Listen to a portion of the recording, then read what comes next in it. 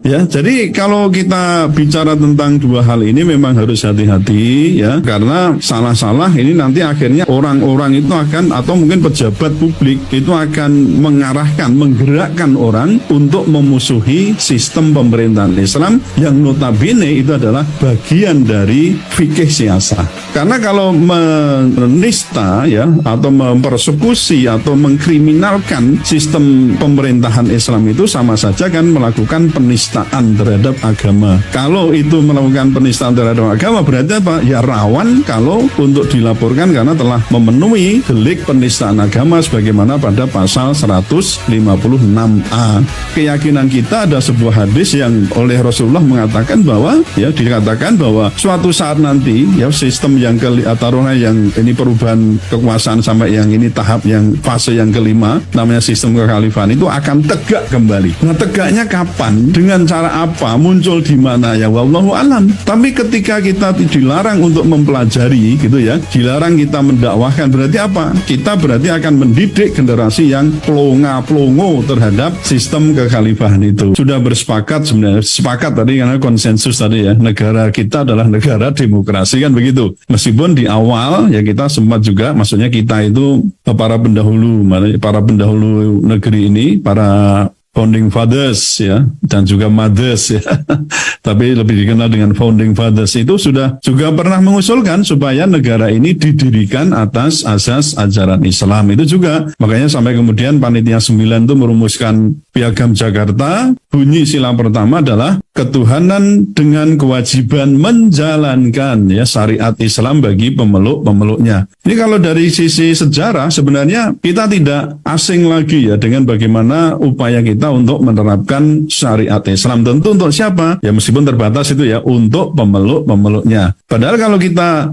mau konsisten dengan penerapan syariat Islam itu mestinya bukan hanya pemeluknya tapi dengan seluruh, maksudnya ya beda dengan kewajiban individual ya Mas ya. Contohnya untuk sholat, untuk zakat ini kan ya yang beragama lain tidak ikut, tetapi untuk sistem pemerintahan publik secara umum kalau memang menggunakan sistem pemerintahan yang berdasarkan ajaran Islam pun itu harus mengikutinya. Kan begitu, apakah dengan ketundukan biasa atau dengan, tapi yang dipentingkan tentu dengan ketundukan itu. Nah, jadi negara itu begitu, kita disepakati ini negara demokrasi ya katanya. Tapi kalau kita lihat di awal negara kita juga sepakat juga. Pak Karno pernah ngomong, ini Inggris kita linggis, Amerika kita serikat. Tapi intinya di situ kita tidak setuju dengan demokrasi Barat, itu Mas Samad. Tapi kita lebih menyukainya dengan istilah kerakyatan yang dipimpin oleh hikmah kebijaksanaan dalam permusyawaratan perwakilan. Nah, dari kata ini saja, sila keempat ini sebenarnya apa sih? Kerakyatan yang dipimpin oleh hikmah kebijaksanaan. Itu hikmah kebijaksanaan berarti kepengurusan rakyat itu, penyelenggaraan negara maksudnya, itu mesti dibimbing oleh hikmah. Hikmah itu adalah tuntunan wahyu, gitu ya. Lalu yang tuntunan ilahi, lalu kebijaksanaan. Itu kebijaksanaan menggunakan akal sehat. Jadi mestinya memang dua itu. Jadi kita ngomong sekali lagi, soal wahyu sebagai sumber ya dalam bagaimana kita menyelenggarakan negara ya pemerintahan itu sebenarnya tidak asing karena kita sendiri sudah merumuskan bahwa kerakyatan itu dipimpin oleh hikmah kebijaksanaan dalam permusyawaratan perwakilan kan begitu. Ya, ini dari sisi keagamaan negara dan agama relasinya demikian sehingga apa agama itu tentu tidak boleh dibenturkan dengan persoalan Pancasila misalnya ya. Nah, jadi kalau mau dibenturkan apalagi maksudnya agama ya, misalnya di dalamnya kan ada sistem pemerintahan ya. Kalau kita Islam ada sistem pemerintahan yang disebut dengan kekhalifahan atau imamah apapun namanya. Nah, ini adalah ajaran Islam dan ada dalam fikih siasah, itu jelas. Jadi bisa dikatakan khilafah itu adalah ajaran Islam atau bagian dari ajaran Islam. Nah, ketika itu bagian dari ajaran Islam berarti ada dalam agama, apakah harus dibenturkan dengan demokrasi? Nah, ini yang jadi masalah. Atau mungkin banyak juga yang membenturkan antara khilafah itu dengan Pancasila. Kalau ini yang dibenturkan tidak apple to apple. Kalau mau menghadapkan itu Pancasila dengan Islam, dengan ajaran Islam, ya silakan ya. Maksudnya Maksudnya kalau ini ideologi dengan ideologi. Tapi kalau sistem pemerintahan tadi, soal kekhalifahan mestinya itu dibenturkan atau dihadapkan dengan demokrasi. Itu baru fair, artinya baru apple to apple.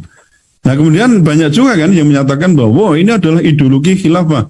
Mana yang dimaksud dengan ideologi? Ideologi itu kan tatarannya tinggi ya di atas sistem. Maka kalau kita ngomong khilafah itu sebagai isme tidak tepat. Khilafah adalah sebagai sistem pemerintahan yang dinaungi oleh ideologi tertentu. Itu betul. Ya, jadi kalau kita bicara tentang dua hal ini memang harus hati-hati ya, karena salah-salah ini nanti akhirnya apa? Orang-orang itu akan atau mungkin pejabat publik itu akan mengarahkan, menggerakkan orang untuk memusuhi sistem pemerintahan Islam yang notabene itu adalah bagian dari fikih siasah. Nah kalau begitu apakah betul? Kalau menurut saya tidak betul. Karena kalau menista ya atau mempersekusi atau mengkriminalkan sistem pemerintahan Islam itu sama saja kan melakukan penistaan terhadap agama. Kalau itu melakukan penistaan terhadap agama berarti apa? Ya rawan kalau untuk dilaporkan karena telah memenuhi delik penistaan agama sebagaimana pada pasal 156A. Kan mestinya digiringnya ke sana. Maka jangan kemudian dengan mudahnya mengatakan, wah ini khilafah itu ajaran sesat, ajaran setan, ajaran ini. Enggak boleh. Ini adalah ajaran Islam yang ada di dalam fikih siasah yang boleh didakwahkan oleh siapapun. Tapi saya selalu ngomong gini mas, silakan didakwahkan, asalkan apa? Di situ tidak ada kekerasan, apalagi penggunaan upaya untuk makar. Kan gitu mas. Nah jadi supaya apa tujuan kita kok mendakwahkan itu? Karena ini ajaran Islam, sebagaimana janji dari nanti Ustadz Ismail tentu yang akan breakdown persoalan ini, karena keyakinan kita ada sebuah hadis yang oleh Rasulullah mengatakan bahwa dikatakan bahwa suatu saat nanti ya sistem yang taruhnya yang ini perubahan kekuasaan sampai yang ini tahap yang fase yang kelima namanya sistem kekhalifahan itu akan tegak kembali. Nah tegaknya kapan? Dengan cara apa? Muncul di mana? Ya wallahu alam. Tapi ketika kita dilarang untuk mempelajari gitu ya, dilarang kita mendakwahkan berarti apa? Kita berarti akan mendidik generasi yang plonga-plongo terhadap sistem kekhalifahan itu. Nah, jadi kalau saya silahkan didakwahkan asal tidak ada unsur kekerasan dan juga apalagi kok mau makar. Ya, yang penting apa tadi? Supaya rakyat itu atau masyarakat khususnya umat Islam tidak alergi, apalagi kok ya supaya tidak pelongo-pelongo tadi saya katakan gitu. Itu Mas Ahmad. Kemudian begini, saya tambah sedikit lah ya. Iya. Misalnya ada yang menyatakan, loh itu kan sudah dilarang. Loh, dasar melarangnya apa? Iya. Karena sampai sekarang lembaga yang mestinya memberikan pernyataan itu sebagai ajaran yang terlarang itu mestinya berdalih atau memberikan putusan. Misalnya apa? Kalau kita pengujian itu kan berarti ada di satu, ini lembaga keagamaan yang menaunginya. Kalau tentang khilafah berarti apa? Adalah MUI yang berwenang untuk mengujinya. Ada lagi apa? Harus ada putusan pengadilan atau ketentuan undang-undang yang secara tegas menyebutkan bahwa khilafah itu sebagai ajaran gitu ya, sebagai sistem pemerintahan yang dilarang. Nah padahal apa?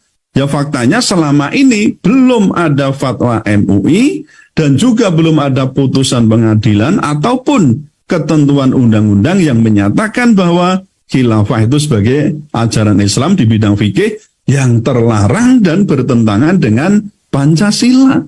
Jangan sampai ada gitu loh. Nah, jadi kalau ngomong ini adalah mengancam, terlarang, macam-macam, lu dasarnya apa? Ini negara hukum ya. Betul kan Mas Taufik? Ini negara hukum bukan negara kekuasaan main ancem aja gitu. Nah, tapi kadang-kadang kita sendiri sebagai umat Islam itu kan selalu dalam ketakutan ya. Wah, takut ini, takut itu. Bukan kita itu menantang maut atau menantang bahaya, tidak. Tetapi kalau saya punya landasan. Mana aturannya, mana putusan, mana fatwa dari MUI yang menyatakan bahwa khilafah adalah sebagai sistem pemerintahan Islam yang dilarang, terlarang ya untuk didakwahkan.